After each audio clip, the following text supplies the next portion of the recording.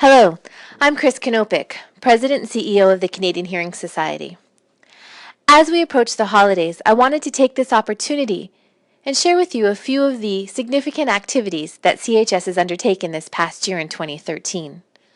I want to thank the staff, managers, and board who have all been very busy this past year. One significant initiative we undertook was a partnership with the Ontario Recreation Facilities Association, ORFA. ORFA is the association responsible for all of the recreation facilities across Ontario. These facilities provide recreation activities such as swimming, exercise classes, etc. And historically, these facilities have not always been accessible to our deaf and hard of hearing consumers.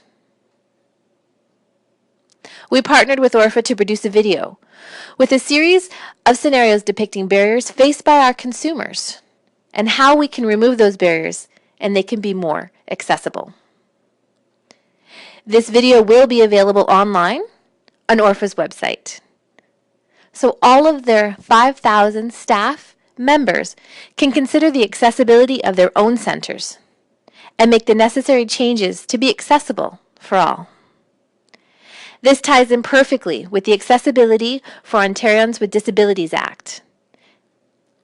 This initiative was funded by Enabling Change of the provincial government.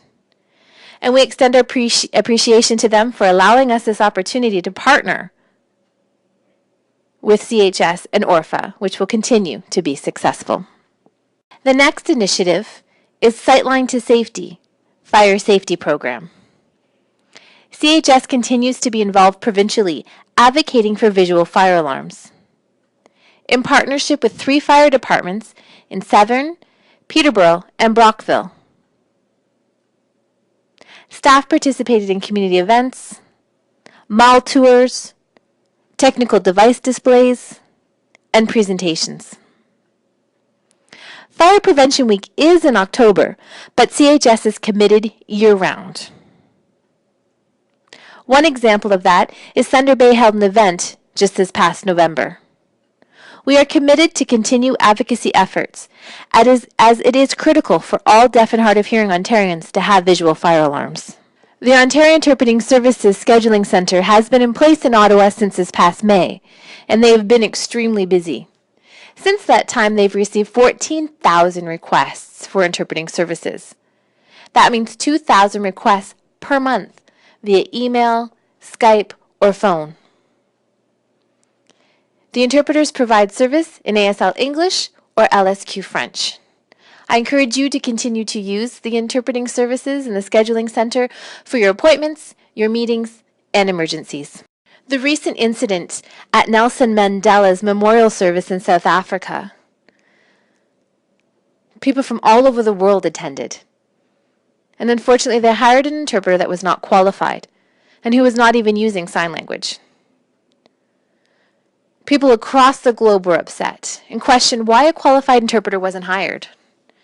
The Canadian Hearing Society has issued a press release that was disseminated across Canada. It was unfortunate. It is also unfortunate that this is something that we struggle with in Canada continuously. So working with organizations of interpreters and deaf organizations collaboratively and trying to educate the government at all levels is a significant initiative to ensure that they're only hiring qualified interpreters for deaf individuals. So as you can see from all of these updates, it shows that we have been extremely busy. And again, I'd like to say thank you to the staff, managers, board, the community for all of the involvement and support that they've shown in these initiatives. As we reflect on the last year, it's been a good year. We've been met with some challenges, but we've continued to move forward and keep that momentum. So in closing, I hope you enjoy your holidays, and we'll see you in 2014.